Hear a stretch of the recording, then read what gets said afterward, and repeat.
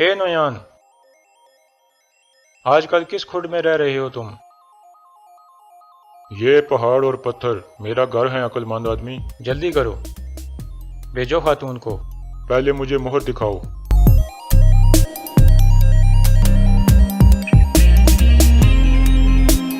इस जैसी जगह तो हमने कहीं नहीं देखी भाई।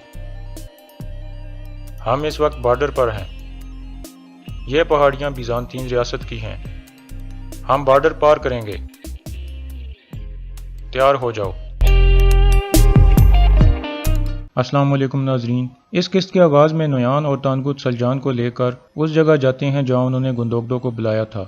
वहां पहुंचकर सलजान नोयान को कहती है, तुम्हें क्या लगता है, क्या गुंदोगदो तुम्हें ऐसे जाने देगा? नोयान कहता है, तुम्हें क्या लगता है, गुंदोगदो आज के बाद जिंदा रहेगा? सलजान कहती है, अर्दुल ने तुम्हारे साथ जो किया है तुम उसका बुरा मान गए हो। अभी गुंदोगदो आएगा और तुम्हारी लाशें भूखे जानवरों को खिलाएगा। नोयान कहता है, सब की बारी आएगी, पहले गुंदोगदो फिर अर्तुल मरेगा, लेकिन सबसे पहले तुम मरोगी। फिर नोयान तानगुत को कहता है, अब तुम जाओ और हमजा का ख्याल रखो। दूसरी तरफ हमजा भी मंगोल सिपाहियों को लेकर उस वादी के करीब पहुंच जाता है, क्योंकि नोयान ने उसे कहा था कि तुमने गुंदोगदो और उसके साथियों को मारना है। हमजा सब सिपाहियों से मुखातिब होकर कहता है, तुम सब लोग यहाँ छुप जाओ और जब तक मैं हुक्म न दूं तुम लोगों ने अपनी जगह से नहीं हिलना। इसके बाद सब सिपाही अपने घोड़ों से उतरते हैं और झाड़ियों के पीछे छुप जाते हैं और हमजा आगे बढ़ जाता है। दूसरी तरफ नोयान सलजान के साथ गुंदोगदो का इंतजार कर रहा था, जबकि गुंदोगदो भी अकेला उनकी तरफ जा रहा होता है। दूसरी तरफ कबीले में सुंगर तेकिन हकीम अर्तुक से कहता है, मेरा भाई गुंदोगदो सलजान खातून को बचाने गया है, इसलिए हमें भी फारिग नहीं बैठना चाहिए, हमें इस दौरान मोहर की तलाश करनी चाहिए। हकीम अर्तुक कहता है, आपको किस पर शक है जो ये काम कर सकता है? सुंगर तेकिन कहता है, शक तो मुझे किसी पर नहीं, लेकिन इस मोहर का राज सिर्फ वो लोग जानते थे जो सुल्तान अलाउद्दीन के करीब हैं। दूसरी तरफ हैमा खातून के पास कुरकुत सरदार और गुमस तेकिन बैठे थे।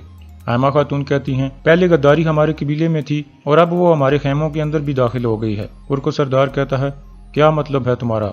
हमने तो सब गद्दारों को खत्म कर दिया था। हैमा खातून कहती हैं, मैं भी यही समझती थी, लेकिन मैं गलत निकली। सुंगर तेकिन के पास एक बहुत ही आम चीज थी जो नोयान चाहता है, लेकिन वो चीज़ मेरे खेमे से चोरी हो गई है। इस बात से ये साबित होता है कि गद्दार हमारे अपने ही खानदान में है। दूसरी तरफ नोयान बहुत बेचैनी से गुंदोगदो का इंतजार कर रहा था। इतने में गुंदोगदो एक तरफ से नमूदार होता है और नोयान की तरफ बढ़ने लगता है। नोयान उसे देखकर कहता है, आओ आओ कबीले के अक्लमंद आदमी, आ जाओ। गुंदोगदो आकर नोयान से थोड़े फासले पर खड़ा हो जाता है। फिर गुंदोगदो बोलता है, ए नोयान, आजकल किस खुड में रह रहे हो तुम? ये पहाड़ और पत्थर मेरा घर है अक्लमंद आदमी। जल्दी करो, भेजो खातून को। पहले मुझे मोहर दिखाओ। इसके बाद गुंदोगदो उसकी तरफ मोहर फेंकता है। नोयान मोहर कैच करता है और उसे देखने के बाद सलजान को जाने का इशारा करता है। सलजान जल्दी से गुंदोगदो के पास चली जाती है।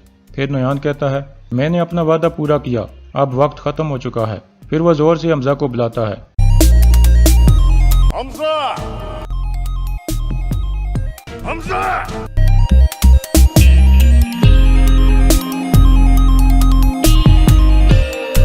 आहिस्ता बोलो नोयान, आहिस्ता।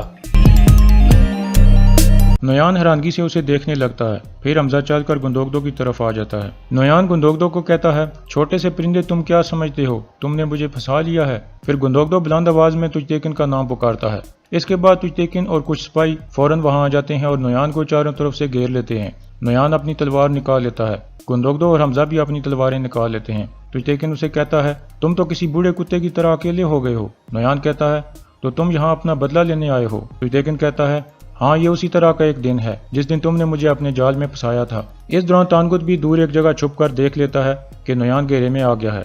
वो खुश हो जाता है और वहीं बैठकर देखने लगता है। नोयान हमजा को कहता है, पहले तुम आओ ताकि तुम्हारे कमांडरों की बारी जल्दी आ जाए। इसके बाद हमजा नोयान पर हमला कर देता है, लेकिन नोयान उसका हमला नाकाम बनाकर पहले ही वार में उसे तलवार घोंप देता है और हमजा गिर जाता है। इसके बाद तमाम सिपाही नोयान पर हमला करने के लिए बढ़ते हैं, लेकिन गुंदोगदो उन्हें रोक लेता है और कहता है, आप दूर रहो इससे। फिर गुंदोगदो और तुजतेकिन नोयान पर हमला कर देते हैं। इस तरह गुंदोगदो और तुजतेकिन नोयान को जख्मी कर देते हैं और नोयान के हाथ से तलवार गिर जाती है। پھر تجتیکن اس کی گردن اڑانے کے لیے اس پر حملہ کرتا ہے، لیکن گندوگدو اس کا وار روک لیتا ہے اور کہتا ہے اس کتے کی موت اتنی آسانی سے نہیں ہوگی، میں اسے ایک موقع اور دوں گا۔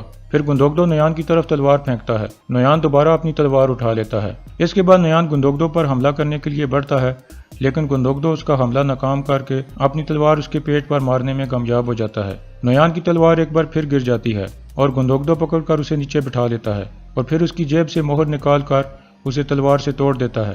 نویان کہتا ہے تمہاری تعریف کرنی ہوگی، تم نے 2 دفعہ مجھے بیوقوف بنایا، لیکن یہ جان لو اگر تم نے ابھی مجھے نہیں مارا تو میں تمہارے قبیلے اور تمہارے خاندان میں موجود ہر شخص کو تڑپا تڑپا کر ماروں گا۔ پھر گندوگدو اس کے سر پر تلوار کی ہتھی مارتا ہے جس سے نویان گر جاتا ہے۔ اس کے بعد سب سپاہی اللہ اکبر کا نعرہ لگانے لگتے ہیں۔ تانگوت نویان کا یہ حال دیکھ کر بہت خوش ہوتا ہے۔ گندوگدو اپنے سپاہیوں سے کہتا ہے باندھ دو اس کو۔ تجتیکن کہتا ہے آپ اس کو ابھی مار کیوں نہیں دیتے؟ گندوگدو کہتا ہے میں چاہتا ہوں ہر کوئی اس کی موت دیکھے۔ اس دوران حمزہ کلمہ شہادت پڑھ کر شہید ہو جاتا ہے اور سب اس کو دعا دیتے ہیں۔ دوسری طرف تانگوت اپنے آپ سے کہتا ہے احمق نویان نے حمزہ اور عبد الرحمن پر اعتماد کر کے بہت بڑی غلطی کی، اب اوگیڈے کو وہ کمانڈر ملے گا جس کا وہ لائق تھا۔ دوسری طرف قبیلے میں حائمہ خاتون کچھ خاص لوگوں کو اپنے خیمے میں بلاتی ہیں جن کا وہاں اکثر آنا جانا ہوتا تھا۔ حائمہ خاتون کہتی ہیں ہمارے خیمے میں ایک نئی دھوکے بازی ہوئی ہے، اگر آپ میں سے کسی کو کچھ بھی پتا ہے تو وہ ابھی مجھے بتا دے تاکہ ہم جلد سے جلد اس زہر کو قبیلے سے نکال سکیں۔ اس کے بعد سب باری باری کہتے ہیں کہ ہم نے ایسا کچھ نہیں دیکھا۔ پھر حائمہ خاتون ان سب کو جانے کا کہتی ہیں۔ ان کے جانے کے بعد وہ کہتی ہیں میں ایک ایک کر کے سب سے تفتیش کروں گی جب تک کہ ہمیں وہ غدار مل نہیں جاتا۔ سنگر تیکن کہتا ہے مہر کے بارے میں صرف وہی جان سکتا ہے جس کا رابطہ کونیا کے محل سے ہو، اور اس کا مطلب ہے محل میں بھی غدار موجود ہیں اور کوئی بہت بڑا کھیل کھیلا جا رہا ہے۔ دوسری طرف ارطغرل اور اس کے ساتھی ایک جگہ پہنچ کر رکتے ہیں اور ایک خوبصورت منظر دیکھتے ہیں۔ اس کے بعد دوان کہتا ہے اس جیسی جگہ تو ہم نے کہیں نہیں دیکھی بھائی، ہم اس وقت بارڈر پر ہیں، یہ پہاڑیاں بیزانتین ریاست کی ہیں، ہم بارڈر پار کریں گے، تیار ہو جاؤ۔ اس کے بعد ارطغرل کے سب ساتھی کہتے ہیں ہم تیار ہیں بھائی۔ بامسی کہتا ہے اللہ کا شکر ہے اس نے ہمیں ایسی جگہ دیکھنا نصیب کیا۔ بارڈر کے اس پار ایک درویش کچھ لوگوں سے خطاب کر رہا تھا اور انہیں انسانیت اور انصاف کا درس دے رہا تھا۔ پھر وہ انہیں اسلام کے بارے میں بتاتا ہے کہ اسلام میں کسی انسان کو دوسرے انسان پر فوقیت حاصل نہیں ہے اور سب برابر ہیں۔ اتنے میں سلیبی سپاہیوں کا ایک دستہ وہاں آ جاتا ہے۔ ان کا کمانڈر کہتا ہے آپ لوگ یہاں کیا کر رہے ہیں؟ ایک آدمی کہتا ہے ہم صبح سے کام کر رہے تھے، ابھی کھانا کھانے کے لیے تھوڑا آرام کیا ہے۔ وہ کمانڈر کہتا ہے ادھر کچھ ترک لوگ آئے ہیں، اگر آپ میں سے کوئی ان کو دیکھے تو ہمیں بتا دے۔ وہ آدمی کہتا ہے آپ کب تک ہمیں چرچ جانے سے دور رکھیں گے؟ جس پر وہ کمانڈر اس کے منہ پر ایک گھونسا مارتا ہے اور کہتا ہے تم لوگ کچھ بھی نہیں ہو، تم ایک بیکار دیہاتی ہو، اب دوبارہ اپنے منہ سے اس طرح کے الفاظ مت نکالنا۔ اس کے بعد وہ سب لوگوں کو کہتا ہے آپ لوگ اپنے اپنے کام پر چلے جاؤ۔ سب لوگوں کے جانے کے بعد وہ زخمی آدمی درویش سے کہتا ہے مجھے اپنے مذہب کے بارے میں مزید بتاؤ۔ درویش کہتا ہے ہاں میں بتاؤں گا۔ دوسری طرف ارطغرل اور اس کے ساتھی ایک جگہ گھوڑے روک لیتے ہیں۔ ارطغرل کہتا ہے آپ لوگ کھانا تیار کرو، میں شکار کرنے کے لیے جا رہا ہوں۔ پھر وہ اکیلا ایک طرف نکل جاتا ہے۔ قبیلے میں گوکچے آیتلن اور گونجا گل کے پاس جاتی ہے اور کہتی ہے حائمہ خاتون کو کچھ سمجھ نہیں آ رہا کہ وہ کیا کر رہی ہیں، ان کے خیمے سے ایک امانت چوری ہو گئی ہے، وہ ہر کسی پر شک کر رہی ہیں۔ آیتلن کہتی ہے حائمہ خاتون کا دماغ خراب ہو گیا ہے۔ گوکچے کہتی ہے حائمہ خاتون نے کہا ہے کہ وہ ہر کسی سے تفتیش کریں گی جو ان کے خیمے میں آتا جاتا ہے، اور ہم سب سے پوچھیں گی۔ دوسری طرف سنگر تیکن حائمہ خاتون سے کہتا ہے یہ کام مجھے سلطان علاء الدین کے دشمنوں کا لگتا ہے، قبیلے میں کوئی ایسا شخص ہے جو ان کے دشمنوں کے انڈر کام کر رہا ہے۔ حائمہ خاتون کہتی ہیں قبیلے میں ایک ہی شخص ہے جس کا تعلق محل سے ہے اور وہ گمس تیکن ہے، اور میرا بیٹا اس کی بیٹی سے شادی کرنے والا ہے۔ میرے لیے یہ یقین کرنا بہت مشکل ہے کہ اس نے یا آیت نے کچھ ایسا کیا ہے۔ پھر سنگر تیکن کہتا ہے والدہ میں کہیں نہیں جاؤں گا جب تک میں وہ ہاتھ تلاش نہ کر لوں جو آپ کے خیمے کی طرف بڑھا ہے، اور یہاں اس قسط کا اختتام ہو جاتا ہے۔